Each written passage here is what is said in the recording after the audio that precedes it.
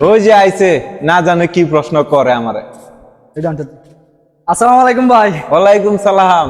ভাই শুনলাম বিভিন্ন লোকজনরে বিভিন্ন জ্ঞান পাতি দেন, তো আমার একটা চিন্তা সবসময় করতেছি যে ফেসবুকে টিকটকে যারা জামাই বিদেশ গেছে মহিলাদের কথা বলতেছি আর কি, হ্যাঁ, তারা ফেসবুকে টিকটকে ইউটিউবে স্ট্যাটাস দেয় আমি প্রবাসী বউ।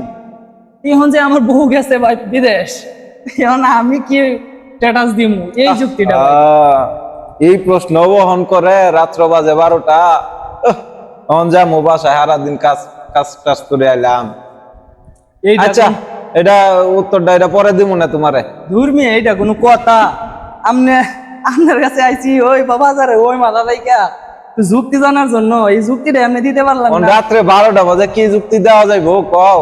এটা তুমি আর অক্ষর টাইমে আসছো, তোমার আমি বললা দিব না, ঠিক আছে? আচ্ছা কি করন যাইব, যদি যদি বড় ভাই না পারে, যদি আপনারা পারেন তাইলে বইলা দিয়েন যে আমি কি স্ট্যাটাস দিব, কারণ আমার তো দেশে নাই, বিদেশ গেছে। তখন যদি মানে না জানি তাইলে কি স্ট্যাটাস দিব, আবাল জাবাল স্ট্যাটাস দিয়ে তো আর কোনো চ্যানেল চলে না।